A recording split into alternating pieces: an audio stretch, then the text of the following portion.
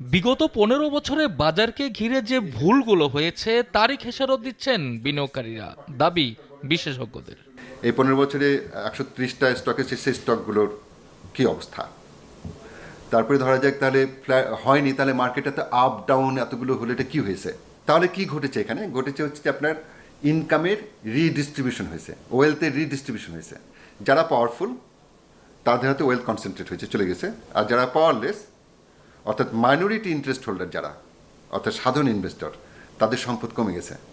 এই যে ভলাটাইলিটি এর মধ্যে ছিল এবং ইন্ডেক্সে কোনো করেনি, তাহলে মানুষ এতদিন কী করছে? দে ওয়েস্টেড দ্যার টাইম।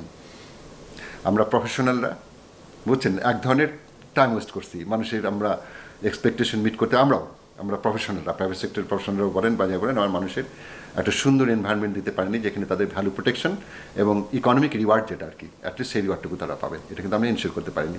তাহলে 3টা ফেলিওর একটা সিস্টেমেটিকভাবে আমরা দেখলাম। প্রাতিষ্ঠানিক বিনিয়োগকারীদের আস্থা না থাকায় বর্তমান শেয়ার বাজারের লেনদেনে চলছে বৈরী প্রভাব।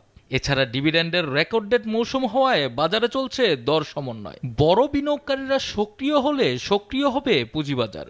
লেনদেনের পরিমাণ বাড়লে আস্থা ফিরে বাজারমুখী হবেন সাইডলাইনের বিনিয়োগকারীরা। কিন্তু শুধু বাজার উন্নয়নের মিটিং, সভা বা কমিটির মধ্যে সীমাবদ্ধ থাকলে চলবে না, তার বাস্তব প্রয়োগ করতে হবে বলে মনে করছেন সংশ্লিষ্টরা।